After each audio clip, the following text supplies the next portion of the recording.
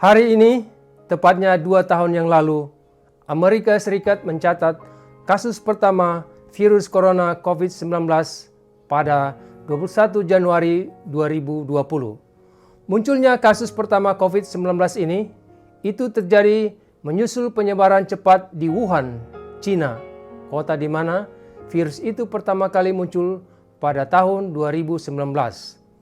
Pada saat itu, Amerika Serikat mengkonfirmasi kasus pertama COVID-19 yang dialami oleh seorang pria dari negara bagian Washington.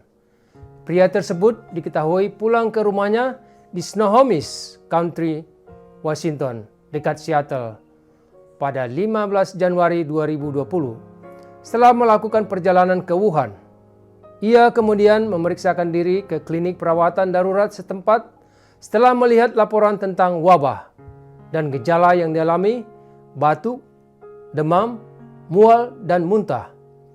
Pusat Pengendalian Penyakit Amerika Serikat kemudian mengumumkan pada 21 Januari bahwa pria berusia 35 tahun tersebut dinyatakan positif mengalami COVID-19.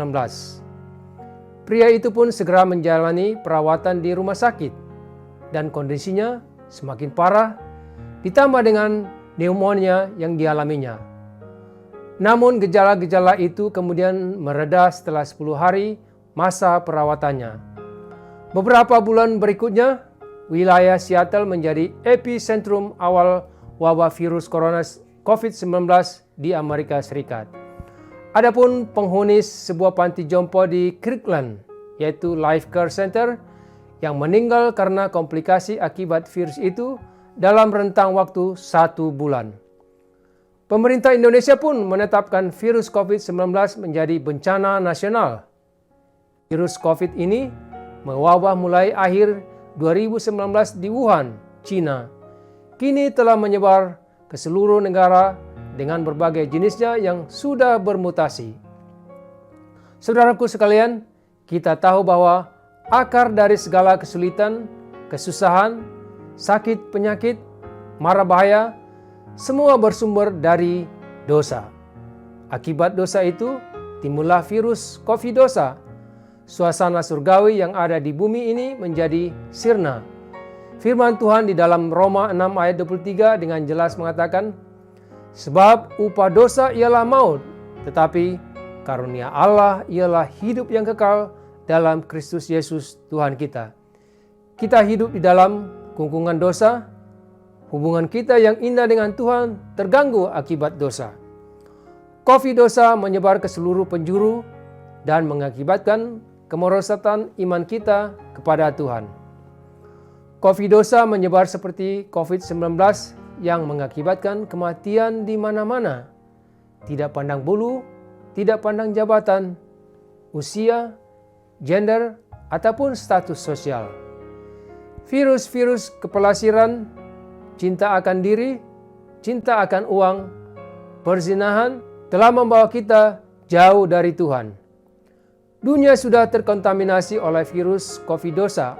Oleh karena itu, selama kita hidup di dunia ini, kecenderungan untuk berbuat dosa akan tetap ada sekalipun kita telah percaya kepada Kristus.